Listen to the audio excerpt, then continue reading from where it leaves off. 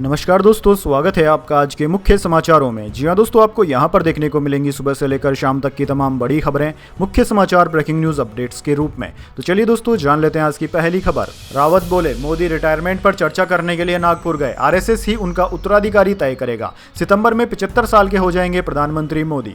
जी हां दोस्तों, शिवसेना सांसद संजय रावत ने मुंबई में दावा किया कि प्रधानमंत्री मोदी अपने रिटायरमेंट प्लान पर चर्चा करने के लिए संघ मुख्यालय गए थे। उन्होंने भाजपा की 75 साल की उम्र में रिटायर होने की पॉलिसी का जिक्र किया। प्रधानमंत्री मोदी भी इस साल सितंबर में 75 साल की आयु पूरी कर लेंगे। इसके अलावा रावत ने यह भी दावा किया कि राष्ट्रीय स्वयंसेवक संघ आरएसएस ही प्रधानमंत्री मोदी के उत्तराधिकारी का फैसला करेगा और उनका उत्तराधिकारी महाराष्ट्र से होगा। दरअसल दोस्तों, बीते दिन प्रधानमंत्री मोदी प्रधानमंत्री बनने के बाद पहली बार आरएसएस मुख्यालय पहुंचे थे।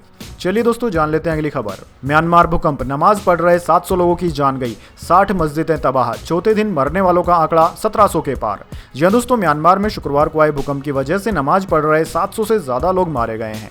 इसके अलावा 60 से ज्यादा मस्जिदें भी तबाह हो गई। इस तबाही में मरने वालों की संख्या चौथे दिन बढ़कर 1700 के पार हो गई है। म्यांमार की सेना ने सोमवार को इसकी जानकारी दी। सैन्य सरकार के प्रवक्ता ने बताया कि 3400 से ज्यादा लोग घायल हैं, जबकि 300 से ज्यादा लापता हैं। अभी यह पता नहीं चल पाया है कि मस्जिदों में मारे गए लोगों को भूकंप में मारे गए 1700 से अधिक लोगों की आधिकारिक संख्या में शामिल किया गया है या नहीं। चलिए दोस्तों, जान लेते हैं अगली खबर। अमेजन और नोकिया के बीच पेटेंट विवाद सुलझा, दोनों कंपनियों ने एक दूसरे के खिलाफ मुकदमे वापस लिए। वीडियो टेक्नोलॉजी पेटेंट पर मतभेद था। जी हां दोस्तों, फिनलैंड की टेक कंपनी नोकिया ने अमेजन के साथ वीडियो टेक्नोलॉजी से जुड़े पेटेंट विवाद को सुलझा लिया है। सोमवार को नोकिया ने बताया कि दोनों कंपनियों के बीच एक पेटेंट समझौता हुआ है। इसके तहत अमेजन अब स्ट्रीमिंग सर्विसेज और डिवाइसों में नोकिया के वीडियो पेटेंट्स का इस्तेमाल कर पाएगा। इस समझौते के बाद दोनों कंपनियों ने एक दूसरे के खिलाफ दायर मुकदमे वापस ले लिए हैं। हालांकि कंपनियों ने समझौते की शर्तें गुप्त रखी हैं। चलिए जान लेते हैं अगली खबर।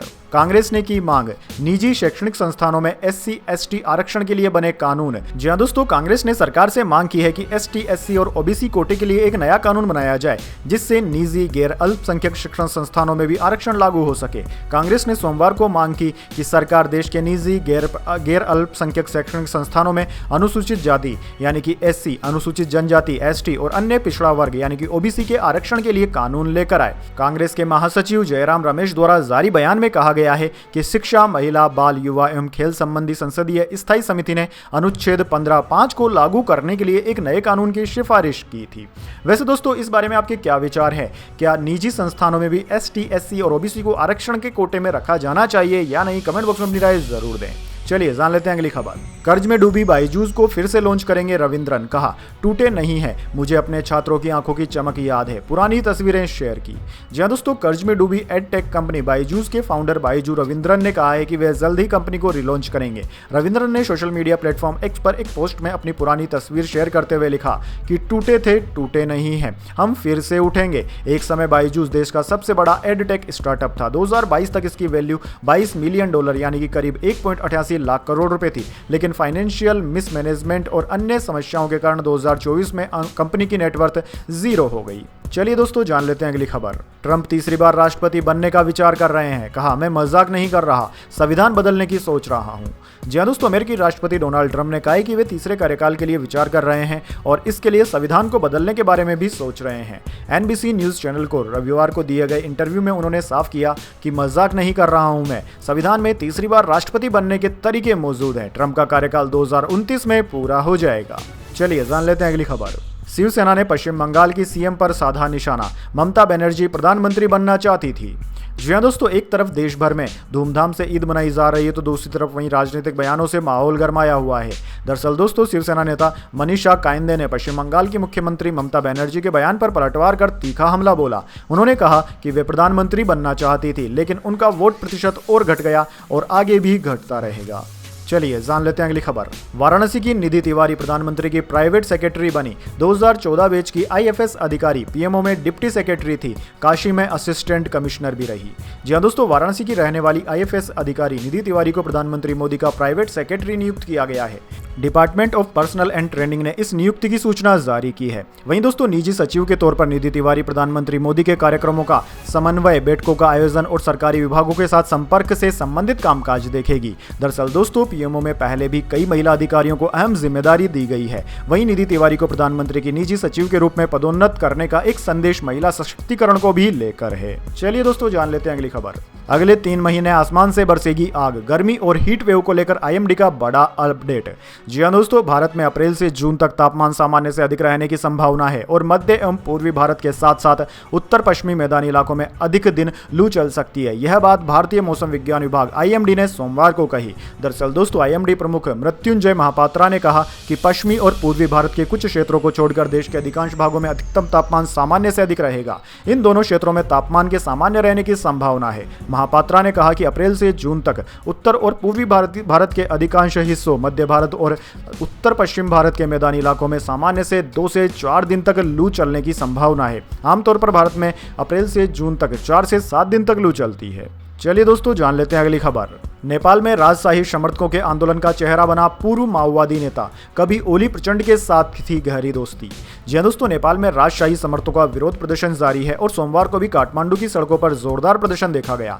साल 2008 के बाद से राजा के समर्थन में यह सबसे बड़ा और सबसे लंबा चलने वाला आंदोलन है। दोस्तों काठमांडू में शुक्रवार को राजशाही समर्थक प्रदर्शनकारियों की ओर से हुई हिंसा और आगजनी में 3 लोगों की मौत हो गई और सैकड़ों लोग गिरफ्तार भी किए गए थे। इस आंदोलन के बारे में अब तक जानकारी थी कि नेपाल के पूर्व राजा ज्ञानेंद्र शाह की अगुवाई में यह प्रदर्शन हो रहे हैं। यहां तक कि प्रधानमंत्री केपी शर्मा ओली ने संसद में ज्ञानेंद्र शाह को ही हिंसा भड़काने का जिम्मेदार ठहराया है। चलिए दोस्तों जान लेते हैं अगली खबर। दुनिया के सबसे ऊंचे रेल ब्रिज का उद्घाटन 19 को, कटरा श्रीनगर वंदे भारत एक्सप्रेस ट्रेन का भी इनॉग्रेशन, प्रधानमंत्री मोदी उधमपुर जाएंगे।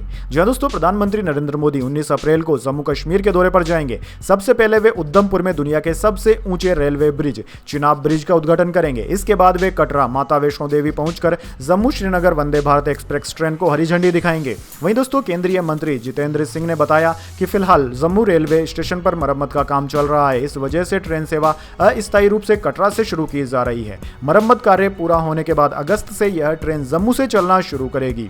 दोस्तों आपको बता दें, कटरा श्रीनगर पर ट्रेन का ट्रायल 25 जनवरी को किया गया था, जो कि सफल रहा। ट्रेन सुबह 8 बजे कटरा से रवाना हुई और 11 बजे कश्मीर के अंतिम स्टेशन श्रीनगर पहुंची, यानी कि 160 किलोमीटर का सफर महज 3 घंटे में पूरा कर लिया।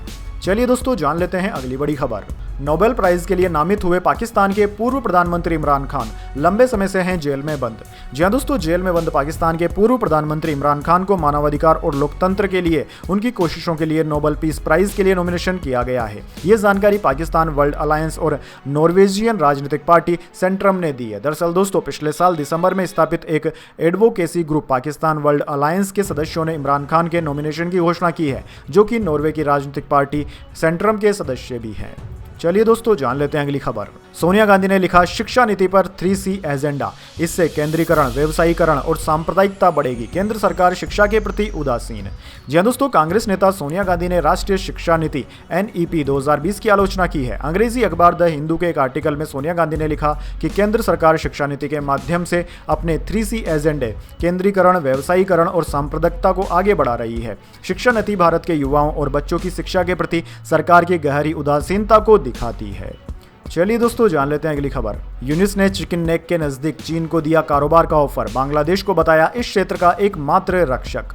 जी हां दोस्तों, चीन दौरे से वापस लौटे बांग्लादेश की अंतरिम सरकार के मुख्य सलाहकार मोहम्मद यूनिस का एक वीडियो वायरल हो रहा है, जिसमें वो चीन को क्षेत्र में अपना विस्तार करने के लिए आमंत्रित करते दिख रहे हैं। भारत के साथ तनावपूर्ण रिश्तों के बीच यूनिस भारत के पूर्वोत्तर राज्य पर टिप्पणी करते दिख रहे हैं, जिसे लेकर काफी आपत्ति जताई जा रही है। मोहम्मद यूनिस ने कहा कि भारत के 7 पूर्वोत्तर राज्य यानी कि 7 सिस्टर्स अभी भी लैंड ऑक्ड यानी कि चारों तरफ से भूमि से घिरे हुए हैं।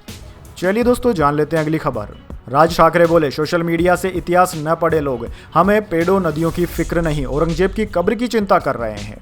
जी हां दोस्तों, महाराष्ट्र नवनिर्माण सेना मनसे के प्रमुख राज ठाकरे ने औरंगजेब कब्र विवाद की निंदा की। राज ठाकरे ने रविवार को मुंबई के शिवाजी पार्क में गुड़ी पाड़वा रैली में कहा कि लोग व्हाट्सएप पर फॉरवर्ड मैसेज से इतिहास न पढ़ें, सोशल मीडिया से नहीं, विश्वसनीय जगहों से इतिहास पढ़ें। उन्होंने कहा कि इतिहास के नाम पर लोगों को लड़ाया जा रहा है। राजनेता इन मुद्दों को हवा दे रहे हैं ताकि विवाद को बढ़ाकर फायदा उठाया जा सके।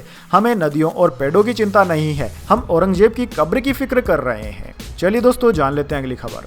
साइबर ठग को युवक ने उसी के जाल में फंसाकर ठगे 10,000 रुपए, पुलिस ने किया सम्मानित। जी हां दोस्तों, कानपुर में एक युवक ने चतुराई से एक साइबर ठग को उसी के जाल में फंसाकर उससे 10,000 रुपए वसूल कर लिए। ठग ने खुद को सीबीआई अधिकारी बताकर भूपेंद्र को फोन किया और उन पर अश्लील वीडियो देखने का आरोप लगाते हुए केस बंद करने के लिए 16,000 रुपए की मांग की थी, लेकिन भूपेंद्र ने सतर्कता और सूझबूझ दिखाते हुए ठग को उल्टा अपने जाल में फंसा लिया और अलग अलग बहानों से 10,000 रुपए अपने खाते में ट्रांसफर करा लिए।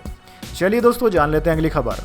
वक्फ संशोधन बिल 2 अप्रैल को पेश हो सकता है, रिजिजू बोले इसकी तैयारी कर रहे हैं। अमित शाह ने कहा था इसी सत्र में लेकर आएंगे। जी हां दोस्तों, वक्फ संशोधन बिल को 2 अप्रैल को संसद में पेश किया जा सकता है। सरकार पहले लोकसभा में बिल पेश करेगी, सत्र 4 अप्रैल तक चलेगा। वहीं दोस्तों, संसदीय कार्य मंत्री किरण रिजिजू ने कहा कि हम संसद में वक्फ संशोधन विधेयक पेश करने की तैयारी कर रहे हैं। बिल पर संसद के बाहर खूब विचार विमर्श हुए हैं, हमें सदन में बहस और चर्चा में भी जरूर भाग लेना चाहिए। वहीं दोस्तों, रिजिजू ने कहा कि बिल पर बनी जेपीसी ने लोकतांत्रिक भारत के इतिहास में अब तक की सबसे ज्यादा परामर्श प्रक्रिया का रिकॉर्ड बनाया है। सभी राजनीतिक दलों से अनुरोध है कि लोगों को गुमराह न करें। चलिए दोस्तों, जान लेते हैं अगली खबर। चेन्नई सुपर किंग्स के कोच बोले धोनी का घुटना शरीर पहले जैसे नहीं, उनका 10 ओवर बैटिंग करना मुश्किल, इसलिए वे निचले ऑर्डर पर बैटिंग कर रहे हैं। जी हां दोस्तों, इंडियन प्रीमियर लीग आईपीएल में महेंद्र सिंह धोनी 8-9 नंबर पर बैटिंग करने उतर रहे हैं। इस पर कई क्रिकेट एक्सपर्ट सवाल उठा रहे हैं। उनका कहना है कि इतने निचले क्रम पर बल्लेबाजी का टीम को क्या फायदा। इस सवाल पर चेन्नई सुपर किंग्स के कोच स्टीफन फ्लेमिंग ने कहा कि धोनी की बॉडी और घुटना अब वैसे नहीं है जैसा पहले हुआ करता था, उनके लिए 10 ओवर बल्लेबाजी करना मुश्किल है। फ्लेमिंग ने कहा कि यह समय की बात है, धोनी खुद इस बात का फैसला करते हैं। धोनी ठीक तरह से चल रहे हैं, लेकिन नुकसान की गुंजाइश अभी भी है। चलिए दोस्तों, जान लेते हैं इसके बाद अगली बड़ी खबर, लेकिन उससे पहले मेरी आपसे एक छोटी सी रिक्वेस्ट है। अगर दोस्तों आपको अभी तक हमारी न्यूज़ पसंद आई है तो एक छोटा सा लाइक जरूर दीजिए, और अगर आपको पसंद नहीं आई है तो बेशक आप डिसलाइक भी कर सकते हैं, लेकिन दोस्तों लाइक और डिसलाइक जरूर कीजिए, क्योंकि दोस्तों यही हमारी मेहनत का फल होता है और इसी से हमें पता चलता है कि आपको हमारी वीडियोज़ पसंद आ रही है या नहीं। तो चलिए दोस्तों, जान लेते हैं अगली खबर। 6 राज्यों में आंधी बारिश, 2 में लू का अलर्ट। एमपी राजस्थान में 3 दिन 30 किलोमीटर प्रति घंटे की रफ्तार से हवा चल सकती है। छत्तीसगढ़ में पारा 40 के पार। जी हां दोस्तों, भारतीय मौसम विज्ञान विभाग ने बताया कि सोमवार को पश्चिम बंगाल और गुजरात के बड़े हिस्से में लू चलने की संभावना है। वहीं महाराष्ट्र, गोवा, केरल समेत 6 राज्यों में तेज बारिश की भी संभावना है। नॉर्थ ईस्ट के कुछ राज्यों में भी बारिश होने का अनुमान है। राजस्थान, उत्तर प्रदेश, दिल्ली, पंजाब, हरियाणा के कुछ हिस्सों में हल्के बादल छाए रहेंगे। यहाँ 20 से 30 किमी प्रति घंटे की रफ्तार से हवा चल सकती है। इससे सुबह शाम के वक्त तापमान में गिरावट हो सकती है। राजस्थान में 2 अप्रैल को 7 जिलों और 3 अप्रैल को 11 जिलों के लिए येलो अलर्ट जारी किया गया है। वहीं दोस्तों 31 मार्च से लेकर 3 अप्रैल तक मध्य प्रदेश, छत्तीसगढ़ और महाराष्ट्र में आंधी के साथ हल्की बारिश का अनुमान है। उधर दोस्तों गुजरात और बिहार में गर्म हवाओं की वजह से 2 से 3 डिग्री सेल्सियस पारा बढ़ सकता है।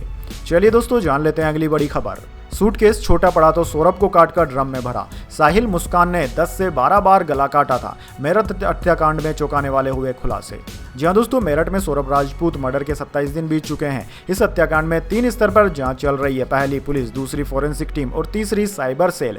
Police case diary, cyber cell की मोबाइल जांच के बाद अब फोरेंसिक टीम की जांच में कई चौंकाने वाले खुलासे सामने आ रहे हैं। दरअसल दोस्तों साहिल और मुस्कान ने सौरभ के टुकड़ों को पहले सूटकेस में भरकर ठिकाने लगाने का प्लान बनाया था, लेकिन उस हिसाब से सूटकेस छोटा पड़ गया। इस पर अगले दिन मुस्कान ड्रम खरीद कर लाई और उसमें बॉडी के टुकड़े सीमेंट से सील कर दिए। चलिए दोस्तों, जान लेते हैं अगली बड़ी खबर। एमपी की मोनालिसा के डायरेक्टर रेप केस में गिरफ्तार। युवती का आरोप, सरोज मिश्रा ने हीरोइन बनाने का लालच दिया, 3 बार अबॉर्शन कराया। जी हां दोस्तों, प्रयागराज महाकुंभ में वायरल हुई मध्य प्रदेश के महेश्वर की मोनालिसा को फिल्म ऑफर करने वाले बॉलीवुड डायरेक्टर सरोज मिश्रा को दिल्ली पुलिस ने गिरफ्तार किया है। 28 वर्षीय महिला ने उन पर दुष्कर्म, हमला, गर्भपात के लिए मजबूर करने और धमकी देने का आरोप लगाया। वह पिछले 4 वर्षों से मिश्रा के साथ मुंबई में लिव इन रिलेशनशिप में थी।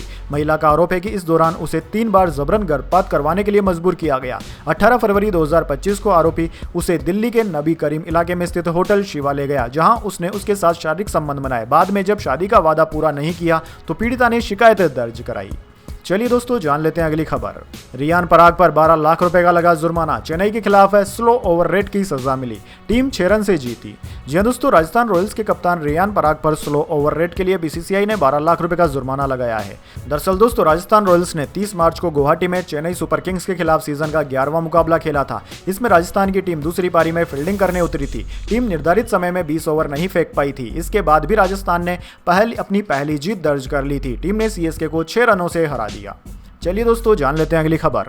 देश भर में ईद का जश्न, मोदी ने बधाई दी। वक्फ बिल के विरोध में नमाजियों ने काली पट्टी बांधी। जी हां दोस्तों, देश भर में कल ईद उल फितर यानी कि मीठी ईद त्योहार मनाया गया। मस्जिदों और ईदगाहों में ईद की नमाज अदा करने का समय अलग अलग था। लखनऊ की ऐशबाग ईदगाह में महिलाएं भी नमाज अदा कर रही थी। इसके लिए विशेष इंतजाम किए गए थे। वहीं दोस्तों, प्रधानमंत्री मोदी ने देशवासियों को ईद की बधाई दी। उन्होंने अपनी पोस्ट में लिखा कि ईद का त्योहार हमारे समाज में आशा, सद्भाव और दयालुता की भावना को बढ़ाता है। आपके सभी प्रयासों में खुशी और सफलता मिले। ईद मुबारक।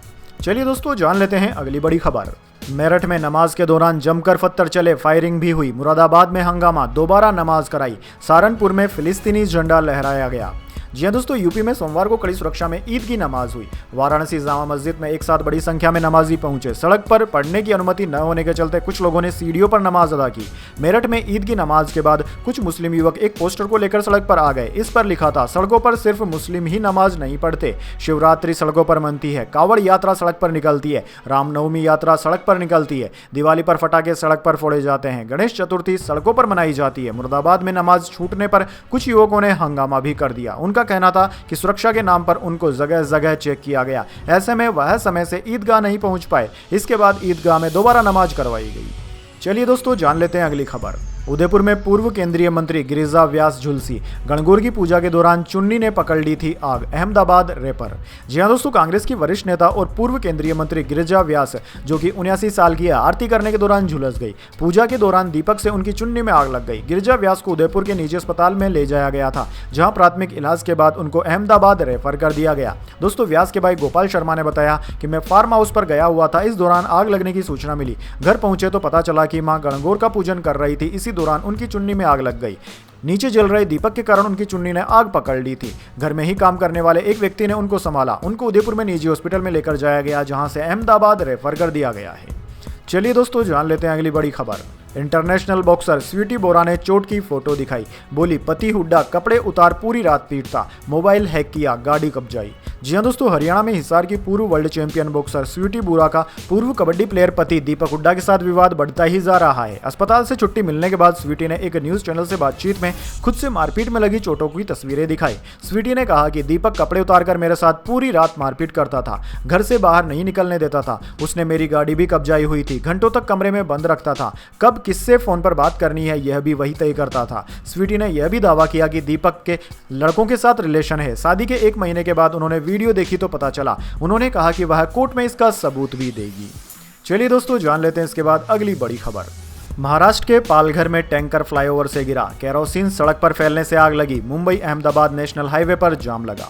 जी हां दोस्तों, मुंबई अहमदाबाद नेशनल हाईवे पर केरोसिन से भरा एक टैंकर फ्लाईओवर से नीचे गिर गया। इससे ट्रक में आग लग गई। घटना पालघर के मोनार इलाके में मसाल नाका के पास रविवार शाम लगभग 5 बजे हुई। हादसे के बाद सड़क पर अफरा तफरी मच गई और लोग जान बचाने के लिए इधर उधर भागने लगे। यह पूरी घटना पास लगे कैमरे में कैद हो गई। घटना की जानकारी मिलते ही पुलिस और फायर ब्रिगेड की टीमें तुरंत मौके पर पहुंच गई है।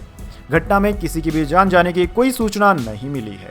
तो दोस्तों, यह थी आज की तमाम बड़ी खबरें। इसके बाद दोस्तों बारी आती है आज के माइंड क्विज क्वेश्चन की। जी हां दोस्तों, एक आसान से सवाल का जवाब देकर आप जीत सकते हैं एक सरप्राइज गिफ्ट हमारे यूट्यूब चैनल की ओर से।